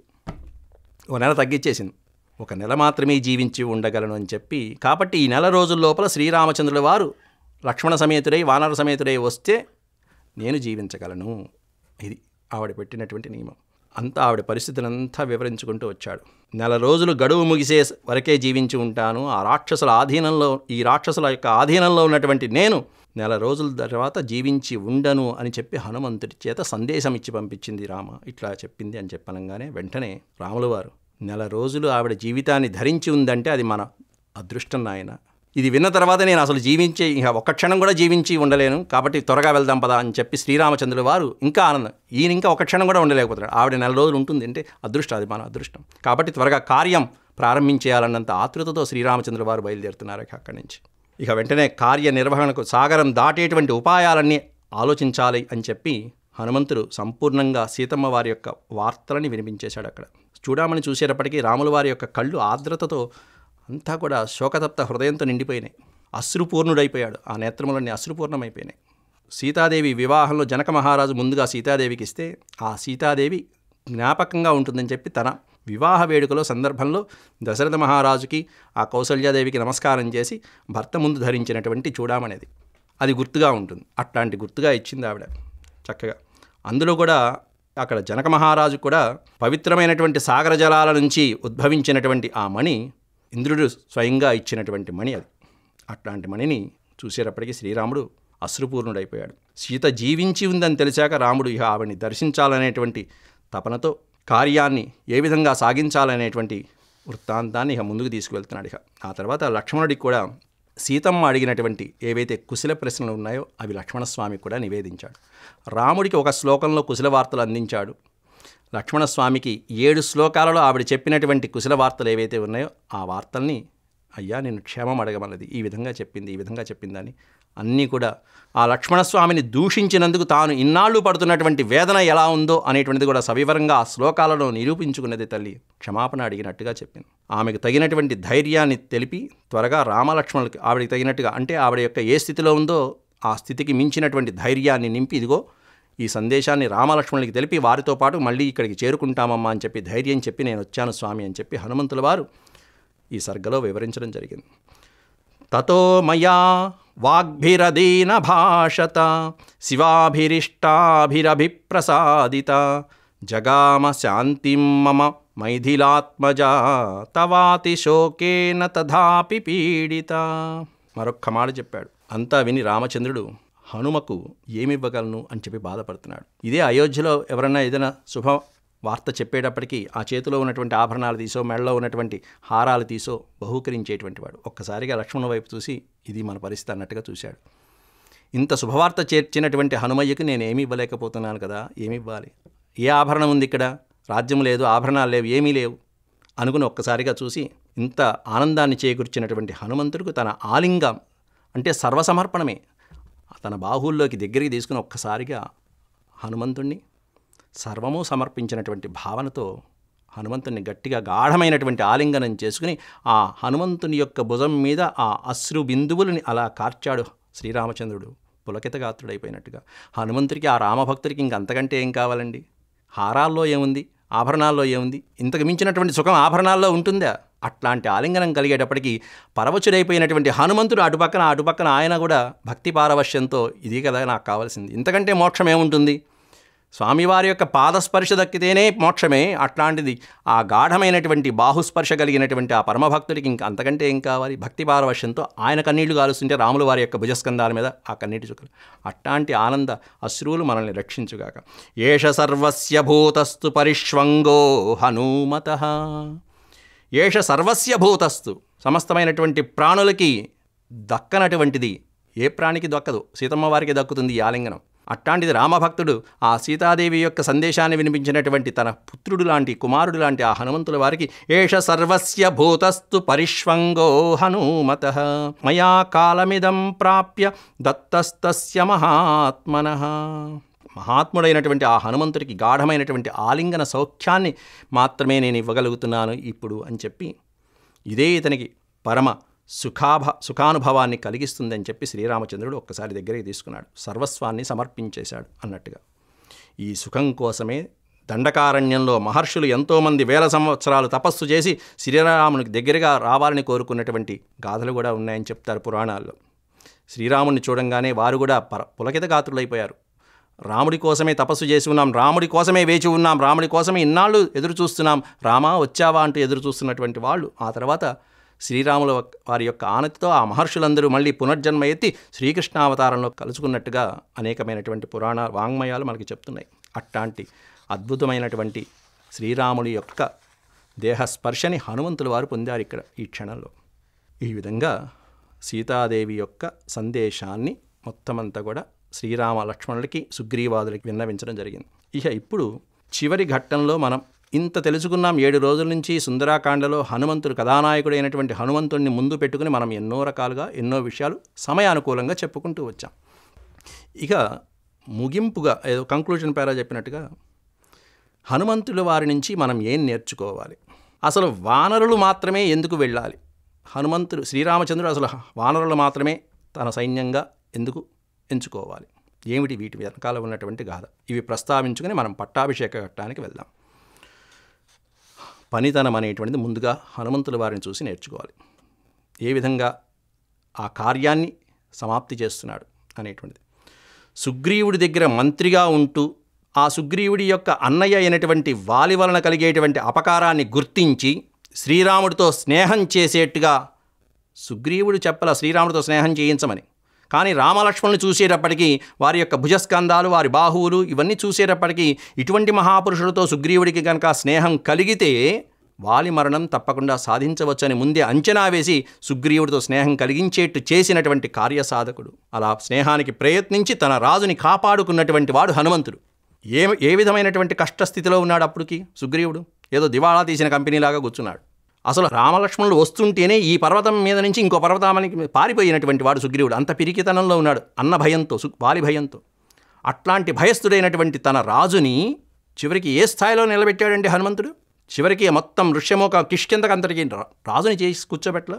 కాబట్టి ఇట్లాంటి సాధకులు, ఈ హనుమలాంటి ఉద్యోగులు, హనుమలాంటి కార్యసాధకులు ఉన్నటువంటి యజమాని నిజంగా ఎప్పటికైనా సరే సర్వ కార్యాలని కూడా నిలబెట్టి తన యజమానికి పేరు ప్రతిష్టలు తేవటం అనేటువంటిది తప్పకుండా గమనించుకోవచ్చు. ఇప్పటికి కూడా కొన్ని సంస్థల్లో చూడండి, కొన్ని కంపెనీలు దివాలా తీసే స్థాయికి వచ్చేటప్పటికి ఎవరో ఒకడు వస్తాడు, ఒక ఉద్యోగి ఎంతో కృషి చేస్తారు, రాత్రి మొబళ్ళు కష్టపడతాడు. అలా పడిపోతున్నటువంటి ఆ స్థాయిని కాస్త, ఉద్యోగ స్థాయిని కాస్త అలా పెంచి తన కంపెనీని, తన వాళ్ళని అందరినీ నిలబెట్టుతాడు. ఎంతమంది లేరు అట్లాంటి కార్యసాధకులు. వీళ్ళందరికీ హనుమంతుల వారే ఆదర్శం. అలాగే ఎలా మాట్లాడాలి, గుడ్ కమ్యూనికేషన్ హనుమంతుల వారి నుంచి మనం నేర్చుకోవాల్సినవి. రామలక్ష్మణులు మొట్టమొదటిసారి చూసినప్పుడు హనుమంతుల వారు మాట్లాడినటువంటి మాటల యొక్క విధానంలో ఎంతవరకు మాట్లాడాలో అంతవరకే మాట్లాడి దాదాపు ఒక 10-15 శ్లోకాలు అంతా చెప్పేసిన తర్వాత రామలక్ష్మణులు ఏమీ మాట్లాడట్లా. అంత గంభీరంగా మాట్లాడకుండా ఉన్నటువంటి వారిని చూసి హనుమంతుల వారు అర్థం చేసుకుని ఇట్లాంటి మహానుభావులతో నా కపట వేషాలు సాగవు అని చెప్పి సన్యాసి వేషంలో వచ్చినటువంటి హనుమంతుడు తనకి తాను పరిచయం చేసుకుని నేను వానరుణ్ణి, సుగ్రీవుని యొక్క మంత్రిని, హనుమంతుణ్ణి అని పరిచయం చేసుకుని ఇంకొక స్థాయి దిగి రాజకుమారులుగా, మహానుభావులుగా గుర్తించి అప్పుడు సుగ్రీవుడితో సఖ్యం అనేటువంటి చేయడం. ఆ కమ్యూనికేషన్లో శ్రీరాముడే సర్టిఫై చేశాడు. అత్యద్భుతమైనటువంటి వాగ్ధాటి కలిగినటువంటి వాడు లక్ష్మణ అని చెప్పి మరి చెప్పినటువంటి. ఇది మనం మాట్లాడేటువంటి తీరు ఏ విధంగా ఉండాలి, అలాగే ఎవరితో ఎలా చెప్పాలి. సీతమ్మ వారి దగ్గరికి వెళ్ళి ముందు ఎట్లా మాట్లాడాడు, ముందు తనకి తాను విశ్వాసం కలిగించుకున్నాడు. ఆ తర్వాత ఆవిడికి ధైర్యం చెప్పేటువంటి వచనాలు ఏమిటి అనేటువంటివన్నీ, ఇవన్నీ కూడా ఎలా మాట్లాడాలి అనేటువంటివి ఆయన నుంచి నేర్చుకోవాలి. అంతేకాకుండా ఎక్కడ ఏది చెప్పాలి అనేది చూసుకోవాలి. కొన్ని సందర్భాల్లో ఒక్కో చోట అన్నీ చెప్పకూడదు, కొన్ని సందర్భాల్లో అన్నీ చెప్పాలి అనేటువంటివన్నీ హనుమంతుల వారి దగ్గర నేర్చుకోవాలి. సీతని చూసి వచ్చిన తర్వాత వానరులకి ఏమని చెప్పాడండి? సీతాదేవిని చూశాను, బాగానే ఉంది, వాళ్ళ ప్రాణాలు నిలబెట్టాడు. కానీ తాను చేసినటువంటి ఘనకార్యాలన్నీ చెప్పుకుంటూ వచ్చాడు. నేను ఇట్లా లంఘించాను, మొత్తం విజ్ఞానాన్ని నాశనం చేశాను, లంకా దహనం చేసేసాను, నేలమట్టం చేశాను, మొత్తం దాదాపుగా 30 వంతు నాశనం చేసి వచ్చేసానన్నాడు. లంకానగరంలో 30 వంతు అయిపోయింది, ఇంకొక 1/4 ఉంది అంతే. బిక్కుబిక్కుమంటూ ఉన్నారు అక్కడ రాక్షసులు. ఎప్పుడొస్తారా మొత్తం శ్రీరామ సమేతులైనటువంటి వానరులు ఎప్పుడొచ్చి మీద పడతారని భయస్థులైపోయి కూర్చున్నారు అక్కడ. కానీ వాళ్ళందరితో ఈ విషయాలన్నీ చెప్పాడు. కానీ కాకాసుర వృత్తాంతము, చూడామణి విషయాలు ఇట్లాంటివి ఏం చెప్పాలా, అవి అప్రస్తుతాలు వాళ్ళకి వాళ్ళకక్కల్లా. అంటే ఎక్కడ ఏది చెప్పాలో సందర్భానుసారంగా. మళ్ళీ శ్రీరాముడు చంద్రమూర్తి దగ్గరికి వచ్చాడు. అక్కడికి వచ్చేటప్పటికి ఏం చెప్పాడు? తాను చేసిన ఘట్టాలు ఏం చెప్పాలా? ఏం చెప్పాడు? సీతను చూశాను, ఇదిగో చూడామని, అంతే. కాకాసుర వృత్తాంతం. ఎంత వినయమండి! ఇంతకంటే వినయస్తుడు ఎవరుంటారు? రాముడి ముందు గొప్పలు చెప్పుకుంటామా? ఎందుకంటే వెళ్ళిందే ఆయన శక్తితో వెళ్ళొచ్చినటువంటి వాడు కదా. కాబట్టి అలాగే కష్టకాలంలో ఎలా ఉండాలి అనేది కూడా హనుమయ్యను చూసి నేర్చుకోవాలి. అంత భయమైనటువంటి సన్నివేశాలు జరిగినప్పుడు చివరికి తన ప్రాణం మీదకే తెచ్చుకున్నాడు. ఒకరోజు సీతాదేవి కనిపించకపోతే ఎందుకు ఇంకా నా జీవితం వృధా కదా, ఈ జీవితంతో ఈ తనువుతో నేను ఎలా వెళ్తాను వానరుల దగ్గరికి, శ్రీరామచంద్రుడికి ఎలా నా ముఖం చూపిస్తాను, వారు జీవితాన్ని ధరిస్తారా సీత లేదంటే అని చెప్పి తన ప్రాణావస్థకి తెచ్చుకున్నటువంటి స్థితికి అట్లాంటి కష్ట సమయంలో కూడా ఎలా ఉండాలి అనేటువంటిది హనుమ నుంచి మనం నేర్చుకుని తీరాలి. అలాగే రాబోయేటువంటి యుద్ధకాండలో కూడా లక్ష్మణస్వామి పడిపోతే, లక్ష్మణస్వామి ఏమిటి మొత్తం వానర వీరులందరూ పడిపోయారు, ఇంద్రజిత్తు వేసినటువంటి అస్త్రానికి రామలక్ష్మణులు కూడా పడిపోయారు, ఎవరూ లేరు, ఇద్దరు అస్త్ర ప్రభావం వారి మీద లేకుండా అలా తిరుగుతున్నటువంటి వాళ్ళు ఇద్దరు. ఎవరయ్యా అంటే విభీషణుడు హనుమంతుడు ఇద్దరే, వారికి ఏ అస్త్రాలు ఏమీ చెయ్యవు. ఇంకో మహానుభావుడు ఉన్నాడు, కాకపోతే వృద్ధుడు కాబట్టి పడిపోయాడు జాంబవంతుడు. ఆ ఇద్దరు హనుమంతుడును విభీషణుడు ఇద్దరు దివిటీలు పట్టుకుని రాత్రిపూట ఇద్దరు తలోవైపు వెళ్ళారు. ఎవరన్నా ఉన్నారా లేదా వానర వీళ్ళు బతికున్నవారు, ఎక్కడో మెల్లగా మూలుగు వినిపిస్తుంటే విభీషణుడు వెళ్ళాడు. ఎవరయ్యా అంటే జాంబవంతుడు మూలుగుతున్నాడు. తాత ఎలా ఉన్నావు, ఏమిటి జీవించే ఉన్నావా, ఎట్లా ఉంది నీ పరిస్థితి ఏమిటి అంటే, నా పరిస్థితి సరేనయ్యా, హనుమంతుడు ఎలా ఉన్నాడు అని అడిగాడు అక్కడ జాంబవంతుడు. విభీషణుడు ఆశ్చర్యపోయాడు. తాత లేవగానే మొట్టమొదట రాముడు ఎలా ఉన్నాడు, లక్ష్మణుడు ఎలా ఉన్నాడు, సుగ్రీవుడు ఎలా ఉన్నాడు అని అడగకుండా హనుమంతుడిని అడుగుతున్నావేంటి తాత అని విభీషణుడు అంటే బంగారం లాంటి మాట వాడతాడు అక్కడ. అందరూ మరణించినా కూడా హనుమంతుడు ఒక్కడు జీవించి ఉంటే అందరూ బతికినట్టే నాయన, వాళ్ళందరి ప్రాణాలు జీవించి ఉన్నట్టే లెక్క. అంటే అందరి ప్రాణాలని జీవింపచేయగలిగినటువంటి సామర్థ్యము సమర్థత ఎవరిలో ఉన్నాయంటే హనుమంతుడిలో ఉన్నాయి. అందువల్ల హనుమంతుడు జీవించి ఉన్నాడా అనేది, హనుమంతుడు లేకుండా వీళ్ళందరూ బతికి ఉన్నా కూడా జీవించనట్టే లెక్క అన్నంత మాట ఉపయోగించాడు అక్కడ జాంబవంతుడు. హనుమంతుడు కూడా వచ్చి తాతగారి యొక్క ఆ నమ్మకానికి నమస్కారం పాదాభివందనం చేశాడు అక్కడ. ఎందుకంటే సముద్రం లంఘించాలన్నప్పుడు ఊరికనే కూర్చున్నాడు అక్కడ, ఒక్కడే ఒంటరిగా కూర్చున్నప్పుడు అసాధ్యమైనటువంటి కార్యాన్ని సాధించడం అనేటువంటి తద్వారా దైవానుకూలంతో అనేకమైనటువంటి కార్యాలు సాధించినటువంటి వాడు. ఒకే ఒక్కడిగా ఒంటరిగా వెళ్ళి లంకలో 3వ వంతు సైన్యాన్ని నాశనం చేసి తుదముట్టించేసి మొత్తం ప్రజా వ్యవస్థనే చిన్నాభిన్నం చేసేసి ఆ రాక్షసులకి రావణాసుడికి కోలుకోలేనటువంటి దెబ్బని రుచి చూపించి రావణాసురునికి మనం త్వరలో కలుసుకుందామని చెప్పి ఒక గిఫ్ట్ బాక్స్ ఇచ్చినట్టుగా ఇచ్చి వచ్చినటువంటి హనుమంతుడు చివరికి వచ్చేటప్పుడు ఏం చెప్పాడు, మళ్ళీ మనం త్వరలో కలుసుకుందాం అని చెప్పాడు. ఏం అద్భుతమైనటువంటి అట్లాంటి ఆ హనుమంతుల వారు ఒంటరిగా వెళ్ళాడు, కార్యాన్ని సాధించుకుని వచ్చేసాడు మొత్తం. అంటే వ్యూహకర్త అక్కడ ఆయనే, మొత్తం డైరెక్షన్ అంతా ఆయనదే, వ్యూహకర్త ఆయనే, మొత్తం జనరల్ ఆయనే, ఆర్మీ జనరల్ అంతా ఆయనే, యుద్ధంలో పోరాడినటువంటి సైనికులు మొత్తం ఒంటరి సైనికుడు పోరాడాడు. ఒక్క దాంట్లో మాత్రమే దైవాన్ని నమ్ముకున్నాడు. దేంటో అంటే బుద్ధిలో, ఆలోచనలు. అంటే తాను చేసినా కూడా, అందుకంటే రామ బాణం అని చెప్పాం కదా, బాణానికి ఆలోచన ఉండదు, ఆ వేసేటువంటి ప్రయోగించేసేటువంటి వాళ్ళలో ఉంటుంది. కాబట్టి ఆ బుద్ధిలో మాత్రం సీతారాముల యొక్క సమైక్య శక్తిని నింపుకుని వెళ్ళాడు. ఆ మాట స్వయంగా వానరులకు కూడా చెప్పాడు. ఆ సముద్రం దాటుతున్నప్పుడు కొంచెం అవాంతరాలు వచ్చాయి, మైనాకులు లాంటి వారు వచ్చారు, ఏం చేయాలో నాకు తోచలా. అప్పుడు మనసులో తలుచుకున్నాను, ఆ సందర్భంలో యోగ సాధకులైనటువంటి వాళ్ళు వాళ్ళ యొక్క బుద్ధిని ఆలోచించుకుని దాన్ని బట్టే ప్రవర్తిస్తూ ఉంటారు. ఆ బుద్ధికి సమయస్ఫూర్తిగా ఆ బుద్ధిని కలిగించేది ఎవరయ్యా అంటే, ప్రచోదనం కలిగించేది ఎవరయ్యా అంటే ఈ అమ్మవారి యొక్క స్వరూపాలు అనేటువంటి.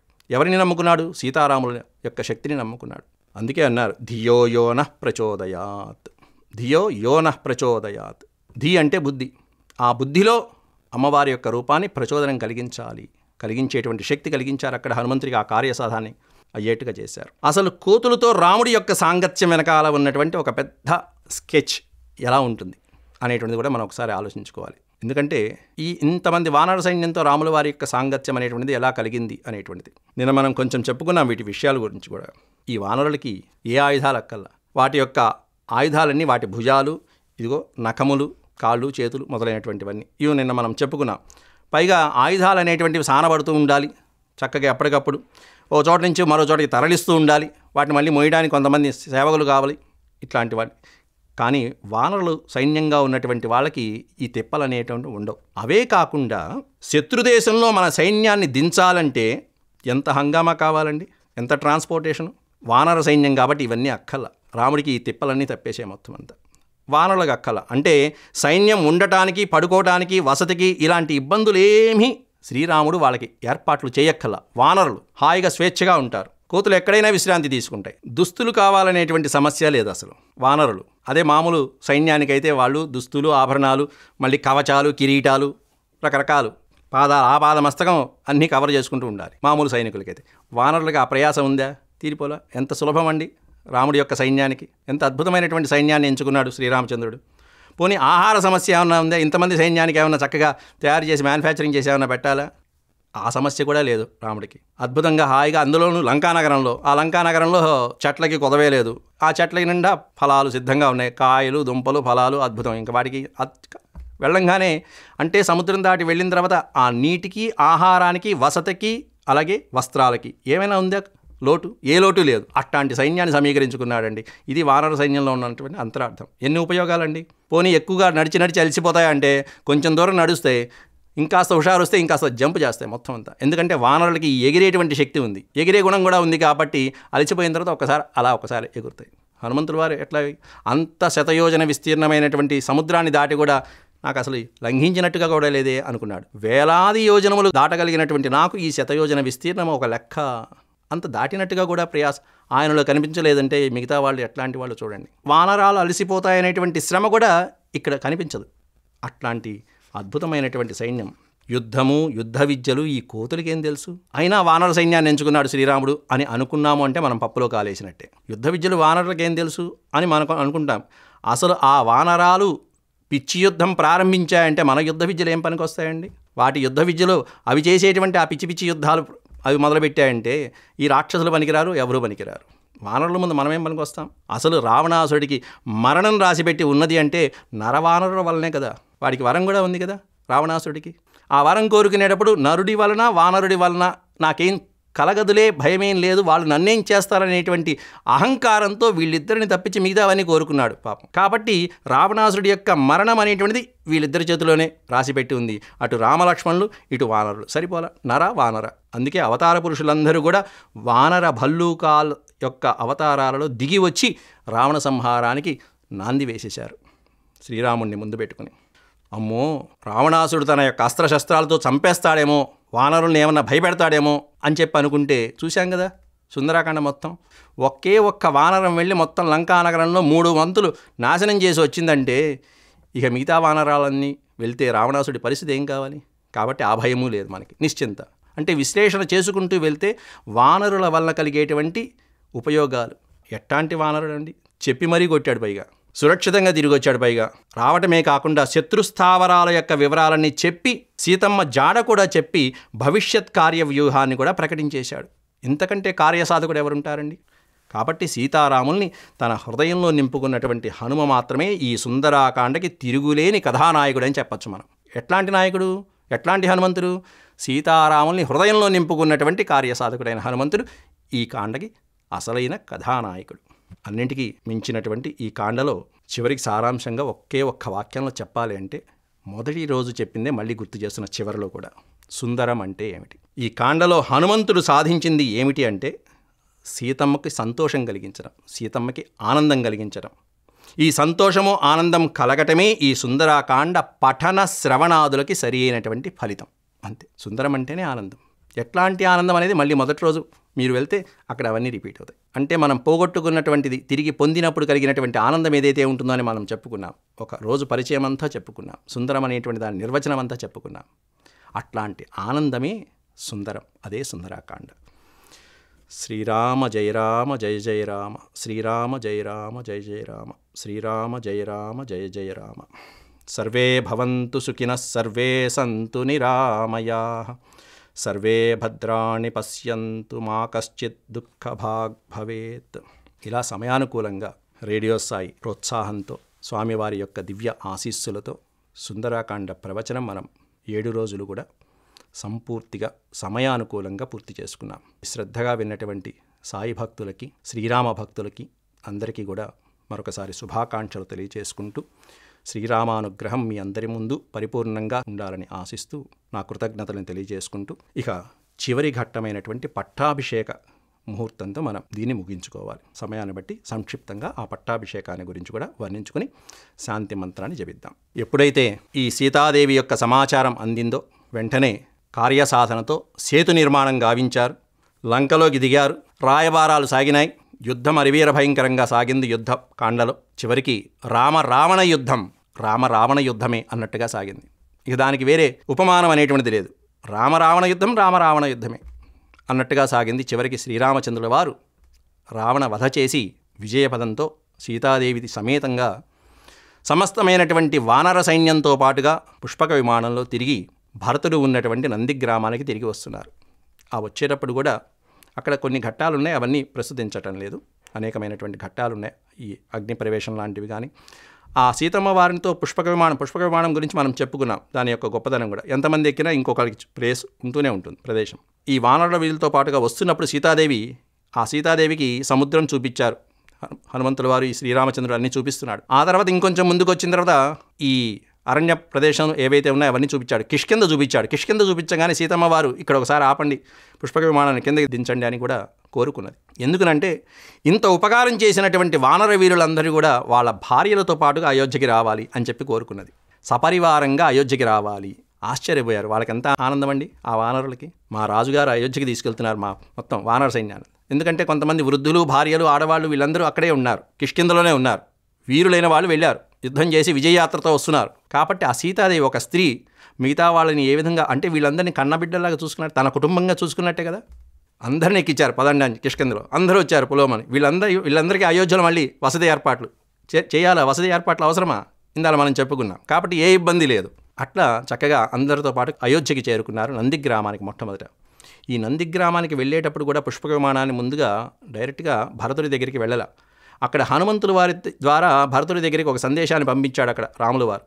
మనం వస్తున్నామని చెప్పవయ్యా, రాములు వస్తున్నాడని చెప్పి భరతుడికి ముందుగా విషయాన్ని తెలియజేయమని చెప్పాడు. అది నిజంగా ఒక రకంగా భరతుడికి పరీక్ష పెట్టినట్టే. రామాయణంలో భరతుడి యొక్క అధ్యాయం, ఆ భరతుడి యొక్క ఘట్టం ఎక్కడొచ్చినా సరే ఇట్లాంటి సోదరుడు ఉంటాడా అనిపించేట్టుగా కన్నీళ్లు తెప్పించేటువంటి సన్నివేశం భరతుడి యొక్క సిచ్యువేషన్. ఆ స్థితి అట్లాంటిది. అన్ని రకాల పరీక్షలు తట్టుకున్నాడు పాపం. శ్రీరామచంద్రుడు చెప్పంగానే హనుమంతుల వారు వెళ్ళారు, ముందు భరతుడి దగ్గరికి వెళ్ళారు. ఇంకా పుష్పక విమానం రాకముందే ఇట్లా శ్రీరామచంద్రుడు వస్తున్నాడయ్యా, రావణ సంహారం చేసి సీతా సమేతుడై సకల వానర సైన్యంతో వస్తున్నాడు అని చెప్పంగానే భరతుడు పరమానంద భరితుడైపోయి, ఎంత శుభవార్త చెప్పావయ్యా హనుమ అని చెప్పి ఒక్కసారి ఆలింగనం చేసుకుని ఇక మొత్తం రాజ్యమంతా కూడా శ్రీరాముల వారి యొక్క స్వాగత ఉత్సాహాలను ఏర్పాటు చేయడానికి ఆజ్ఞాపించాడు. పరమానంద భరితుడైపోయాడు. ఇక నేను శ్రీరాముని యొక్క సేవలో తరించడానికి నాకు సమయం ఆసన్నమైందని చెప్పి పవిత్రంగా చెప్పేటప్పటికీ అది గమనించాడు హనుమంతుల వారు. వెంటనే వెళ్ళి రాముడికి చెప్పాడు, రామా, భరతుడు గుణాలలో నీకు తగిన తమ్ముడయ్యా అని చెప్పేశాడు. గుణాలలో రాముడికి తగ్గ తమ్ముడు. అందులో నలుగురులో శరీరాలు వేరే కానీ నలుగురు విష్ణు వంశలే. మొదట్లోనే చెప్పారు, విష్ణుమూర్తే దశరథుడికి 4 కుమారులుగా 4 భాగాలుగా పుట్టారంతే విష్ణుమూర్తి. శరీరాలు మాత్రమే భిన్నం. అందుకే పట్టాభిషేక సమయంలో కూడా అందరికీ కానుకలు ఇచ్చాడు, కానీ లక్ష్మణుడికి ఏ కానుక ఇవ్వాల రాముడు. ఎందుకంటే రాముడికి లక్ష్మణుడికి ఏ వ్యత్యాసం లేదు, శరీరం మాత్రమే వ్యత్యాసం. లక్ష్మణుడికి ఏ కానుక ఇవ్వాల. హనుమంతుడికి కూడా ఇచ్చాడు పైగా, లక్ష్మణుడికి ఏమి ఇవ్వాల. అట్లా 4 అన్నదమ్ములు ఒకటే. అది చూసి ఆనందపరవశుడై అయోధ్యకి ఆ నంది గ్రామానికి చేరుకున్నాడు అక్కడ పుష్పక విమానంలో. తతస్స ప్రయాతో వృద్ధో వశిష్ఠో బ్రాహ్మణైః సహ బ్రాహ్మణుల్ని ముందు పెట్టుకుని, అలాగే వశిష్ఠ పురోహితుని ముందు పెట్టుకుని రామం రత్నమయోపీఠే సహసీతం న్యవేశయత్. అయోధ్యకి రాగానే శుభముహూర్తాన ఆ సీతారాముల్ని పెద్దవాళ్ళందరూ కూడా వశిష్ఠుడు మొదలైనటువంటి వాళ్ళందరూ చక్కగా సింహాసనం మీద బంగారు రత్న ఖచ్చితమైనటువంటి ఆ సింహాసనంలో కూర్చోబెట్టారు, వేదమంత్రోచ్చారణల నడుమ. అంతేకాకుండా ఆ సింహాసనంలో సీతా సహితంగా శ్రీరామచంద్రుడు ఆసీనులై ఉన్నారు. నీలమేఘ ఛాయతో ప్రకాశిస్తున్నటువంటి శ్రీరామచంద్రుడి యొక్క పక్కన సీతమ్మ వారు ఎలా ఉన్నాయంటే మేఘంలో మెరుపు తీగలా ఉన్నట్టుగా అలా కలిసిపోయారట. ఈయన నీలమేఘ ఛాయం, ఆవిడ మెరుపు తీగ, స్వచ్ఛంగా ఉన్నది బంగారంలాగా. వేద పండితుల యొక్క ఆశీస్సులో పక్కన, గంధర్వ గానాలు మరో పక్కన, అప్సరసల యొక్క నాట్యము నృత్యములు మరో పక్కన, వీటి మధ్యలో వశిష్ఠాది మహర్షులందరూ కూడా రత్నసింహాసనం పైన ఆసీనులైనటువంటి ఆ శ్రీరామచంద్ర ప్రభువుకి నిర్మలమైనటువంటి పుణ్యజలాలతో, పవిత్రమైనటువంటి జలాలతో పట్టాభిషిక్తుడిని గావించారు. అంటే రాజ్య బాధ్యతలు అప్పచెప్తూ ఓ పక్కన అభిషేకం చేయటం, పుణ్యమైనటువంటి పావనమైనటువంటి నదీ జలాలని, అనేకమైనటువంటి సముద్ర జలాలని, అంటే భూమాత నుంచి ఉద్భవించినటువంటి జలములు. నువ్వు భూమిని పరిపాలిస్తున్నావు మహారాజా, కాబట్టి నీకుండేటువంటి శక్తితో పాటు, మానవ శక్తితో పాటుగా, దైవశక్తితో పాటుగా, ప్రకృతి దేవతల శక్తితో పాటుగా దేశభక్తిని కూడా నింపుకునేటువంటి శక్తికి పరిపూర్ణమైనటువంటి ఆ వేదమంత్రోచ్చారణలతో పవిత్రమైనటువంటి జలాలతో అభిషేకించారు అక్కడ శ్రీరామచంద్ర ప్రభువుని. అభ్యషించన్నరవ్యాఘ్రం ప్రసన్నేన సుగంధినా సలిలేన సహస్రాక్షం వసవో వాసవం యథా. వసువులు దేవేంద్రుణ్ణి అభిషేకించినట్టుగా ఆ వసువుల్లాంటి పుణ్యాత్ములైనటువంటి వశిష్ఠాది మహర్షులందరూ కూడా ఇక్కడ శ్రీరామచంద్ర ప్రభువుని పట్టాభిషిక్తుని గావించారు. ఛత్రం తు తస్య జగ్రాహ శత్రుఘ్న పాండురం శుభం. ఎవరెవరు ఏమేం ధరించి మొత్తం శ్రీరాముడికి చుట్టూతా ఉన్నారు. పట్టాభిషేకంతో ఉన్నటువంటి ఆ మొత్తం మన కళ్ళకు ముందు అలా నిలుపుకోవాలి ఆ పిక్చర్ని. ఛత్రం తు తస్య జగ్రాహ శత్రుఘ్న పాండురం శుభం శ్వేతం చ వాలవ్యజనం సుగ్రీవో వానరేశ్వర. తెల్లటి ఛత్రాన్ని శత్రుఘ్నుడు పట్టుకుని ఉంటే, చామరలతో సుగ్రీవుడు విభీషణుడు చెరో పక్కన ఉంటే, దేవతలు శ్రీరాముల వారికి స్వర్ణ కమలాలని అలా సమర్పిస్తూ ఆనందంగా వారు తెచ్చినటువంటి కమలాలను సమర్పిస్తూ ఉన్నారు. ఓ పక్కన ఎలా ఉన్నారంటే, సీతమ్మ వారు ఎడం పక్కన ఉంటే, లక్ష్మణస్వామి ఓ పక్కన హనుమంతుడి కింద కూర్చుని ఉంటే, శ్రీరామచంద్రుల వారి యొక్క ఎడమ పక్కన అమ్మవారు శక్తి స్వరూపిణి అయినటువంటి అమ్మవారు ఎడమ పక్కన ఉన్నారు. భక్తి స్వరూపులైనటువంటి లక్ష్మణస్వామి అలాగే హనుమంతుల వారు కుడి పక్కన ఉన్నారు. ఓ పక్కన శక్తి, ఓ పక్కన భక్తితో కూడుకున్నటువంటి పరమాత్ముడు ఎదురు మధ్యలో ఉన్నాడు సాక్షాత్కరిస్తూ శ్రీరామచంద్ర ప్రభువు. అట్టాంటి దివ్యమంగళ స్వరూపానికి ఓ పక్కన ఛత్రచామరాదులతో శత్రుఘ్నుడు, అలాగే సుగ్రీవ విభీషణాదులు మొదలైనటువంటి జాంబవంతులు మొదలైనటువంటి వాళ్ళు ప్రముఖమైనటువంటి వానర వీరులందరూ చుట్టూతా సేవిస్తున్నారు శ్రీరామచంద్రుని. అలా చూస్తూ పులకితగాత్రులైపోతున్నారు. శ్రీరాముడు ఆ సందర్భంలో ఆ దేవతలు చేసినటువంటి పూజల్ని అందుకుని, ఆ తర్వాత శ్రీరామచంద్ర ప్రభువు కూడా తనకు సహాయం చేసినటువంటి మిత్రులైనటువంటి సుగ్రీవాదులు ఎవరైతే ఉన్నారో వాళ్ళకి కానుకలు సమర్పించాడు. చక్కగా సూర్యకాంతి మణులతో బంగారాల హారాన్ని సమర్పించాడు. యువరాజైనటువంటి అంగదుడికి వజ్ర వైఢూర్యాల అంగదాదులు అంటే భుజకీర్తులు అంటారు. ఈ భుజాలకి పెట్టుకునేటువంటివి ఏవైతే ఉంటాయో, బాహువులకి పెట్టుకునేటువంటివి ఆ ఆభరణాలని సమర్పించాడు. ఆ తర్వాత అందరికీ కానుకలు సమర్పించారు. ఇక కానుకలు తీసుకున్నప్పుడు వెళ్ళిపోవచ్చుగా, కానీ వెళ్ళలా. ఇంకా కానుకలు తీసుకోవాలండి ఎవరే అంటే లక్ష్మణస్వామి, హనుమంతుడు వీళ్ళిద్దరే. మిగతా వాళ్ళందరికీ అన్ని కానుకలు ఇచ్చారు. వచ్చిన ప్రతి వారికి ఏదో కానుక ఇచ్చారు, రిటర్న్ గిఫ్ట్లు ఇచ్చేశారు. ఇంకా ఇబ్బంది ఎవరంటే హనుమంతుడు, లక్ష్మణుడు. అందరూ కూర్చున్నారు. హనుమంతుడికి ఏమిస్తారో చూడాలి అనుకున్నట్టు కూర్చున్నట్టు చూడటానికి కూర్చున్నారు. అప్పుడు సీతమ్మ వారు చక్కగా తెల్లటి 2 వస్త్రాలని, శుభ్రమైనటువంటి ఆభరణాలని, ముత్యాల హారాన్ని తన మెడలోంచి తీసి పట్టుకుంది. తీసి పట్టుకోవడంతోనే పక్కన శ్రీరామచంద్రుడి వైపు చూసింది. అంటే అయ్యగారి పర్మిషన్ ఉండాలి. రామచంద్ర ప్రభు అక్కడి నుంచి చూసి సీతమ్మతో, ప్రదేహి సుభగే హారం. హే సుభగే, అందమైనటువంటి వర్చస్సు ముఖము కలిగినటువంటిది ఓ సుభగే, ప్రదేహి సుభగే హారం యస్య తుష్టాసి భామిని పౌరుషం విక్రమో బుద్ధి యస్మిన్ ఏతాని సర్వశః.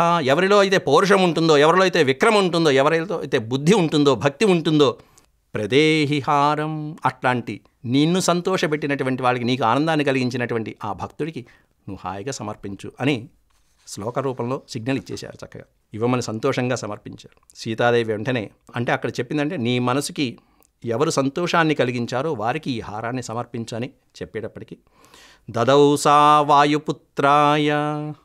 అంత కష్టాల్లో 10 నెలలు కష్టపడినటువంటి ఆ తల్లికి ఆనందాన్ని కలిగించినటువంటి స్వామి. దదౌ సా వాయుపుత్రాయ తంహారమసితేక్షణ. అసితేక్షణ, పద్మాల వంటి కళ్ళు కలిగినటువంటి ఆవిడ చక్కగా ఆ హారాన్ని వాయుపుత్రుడికి సమర్పించింది. దదౌ సా వాయుపుత్రాయ తంహారమసితేక్షణ హనుమాంస్తేన హారేణ సుశుభే వానరర్షభ. అందరూ చూసి ఆశ్చర్యపోయారు. ఆయన చక్కగా ఆ ముత్యాల హారాన్ని తీసుకుని కళ్ళకద్దుకుని ప్రసాదంగా, అమ్మవారి ప్రసాదంగా సీతారాములకి నమస్కారం చేసుకుని ధన్యుడైనట్టుగా భావించుకున్నాడు. దేవగంధర్వ యక్ష నాగ ఋషి గణములు వాళ్ళందరూ కూడా వెంటనే పుష్పవృష్టి కురిపించారు. అక్కడ ఆ పట్టాభిషేక ఘట్టంలో హనుమంతుడి చేత సేవించబడుతున్నటువంటి సీతారాములకి. అంతేకాకుండా అటు మహర్షులు మంత్రోచ్చారణల మధ్యలో, ప్రజల యొక్క రామనామ జయ జయ ధ్వానాల మధ్యలో విజయోత్సాహంగా కీర్తిస్తూ ఉండగా, శ్రీరామచంద్రుడు అదే సమయంలో అదే ముహూర్తానికి భరతుణ్ణి యువరాజుగా పట్టాభిషిక్తుడిని గావించాడు. ఈయన రాజుగా, వశిష్ఠుడు పట్టాభిషిక్తుడు గావిస్తే కులగురువు ఆచార్యులు, భరతుడికి యువరాజుగా శ్రీరామచంద్రుడి దగ్గరుండి పట్టాభిషేకాన్ని గావించాడు. ఆ తర్వాత రామరాజ్యం, అద్భుతంగా రామరాజ్యం. 10 వర్ష సహస్రాణి 10 వర్ష శతాని చ. 11,000 సంవత్సరాలు రామరాజ్యం అత్యద్భుతంగా సాగింది. ఆ రామరాజ్యం కూడా ఎలా ఉన్నది అనేటువంటిది వాల్మీకి అద్భుతంగా వర్ణించేస్తారు. ప్రజలు ఎలా ఉన్నారు, ఆయన పరిపాలన ఎలా ఉంది, వ్యవసాయం ఎలా ఉన్నది, పాడి పంటలు ఎలా ఉంది, వాణిజ్యం ఎలా ఉంది, అద్భుతంగా వర్ణించుకుంటూ వెళ్ళారు. ధర్మం, కేవలం ధర్మం మీద. ఈయన ధర్మం పాటిస్తూ ప్రజలను ధర్మ మార్గంలో ఎక్కడా దొంగతనము, భయాలు అనేటువంటివి లేవు. స్త్రీలు ఎలా ఉన్నారు, వైధవ్యం అనేటువంటిది లేకుండా ఈ విధమైనటువంటి చక్కటి త్రేతాయుగంలో ఉన్నటువంటి ఆ ధర్మ ప్రకారం రాముడు 11,000 సంవత్సరాలు ప్రజారంజకంగా పరిపాలించి ధర్మాన్ని స్థాపించినటువంటి వాడు. దశవర్ష సహస్రాణి దశవర్ష శతాని చ భ్రాతృభిః సహిత శ్రీమాన్ రామో రాజ్యమకారయత్. సోదరులతో పాటుగా రాముడు శ్రీరామచంద్రుడు రాజ్యాన్ని చేశాడయ్యా 11,000 సంవత్సరాలు అంటూ పట్టాభిషేక ఘట్టాన్ని ముగించారు వాల్మీకి వారు. చివరిగా ఫలస్తుతి చెప్తూ, ఈ రామకథని ఎవరైతే వింటారో, పఠిస్తారో, గానం చేస్తారో వాళ్ళు దీర్ఘాయుష్కులై సర్వ పాపాల నుండి విముక్తులై సకల అష్టైశ్వర్యాలను అనుభవిస్తారు అని ఫలస్తుతిలో చెప్పడం జరిగింది. అన్నిటికంటే మించి, ఈ ఫలస్తుతి కంటే మించినటువంటి ఫలం ఏదైతే ఉందో అట్లాంటి విష్ణు సాయుధ్యాన్ని కూడా పొందుతారు, ముక్తిని పొందుతారు, మోక్ష ప్రాప్తి కలుగుతుంది వారికి. శ్రుత్వా రామాయణమిదం దీర్ఘమాయుశ్చ విందతి. దీర్ఘమాయు విందతి. రామస్య విజయం చైవ సర్వమక్లిష్టకర్మణః రామాయణమిదం కృత్స్నం శృణ్వతః పఠతః సదా. రామాయణాన్ని శృణ్వతః పఠతః చదివినవారు, విన్నవారు వీళ్ళందరూ కూడా రామాయణమిదం కృత్స్నం శృణ్వతః పఠతః సదా ప్రియతే సతతం రామః సహి విష్ణు సనాతనః. ఆ విష్ణు పదానికి చేరుకుంటారు ఎవరైనా సరే మోక్షస్థానానికి అంటూ పట్టాభిషేక ఘట్టంతో ముగించారు ఈ వాల్మీకి రామాయణాన్ని. ఓం శాంతి శాంతి శాంతి. స్వస్తి ప్రజాభ్య పరిపాలయంతాం న్యాయేన మార్గేణ మహిం మహీషాః. గోబ్రాహ్మణేభ్యః శుభమస్తు నిత్యం. లోకాః సమస్తాః సుఖినో భవంతు. మంగళం కోసలేంద్రాయ మహనీయ గుణాత్మనే చక్రవర్తితనూజాయ సార్వభౌమాయ మంగళం. యదక్షరపదభ్రష్టం మాత్రాహీనం చ యద్భవేత్ తత్సర్వం క్షమ్యతాం దేవనారాయణ. నమోస్తుతే. సర్వం శ్రీ సాయీశ్వరార్పణమస్తు. హరి ఓం.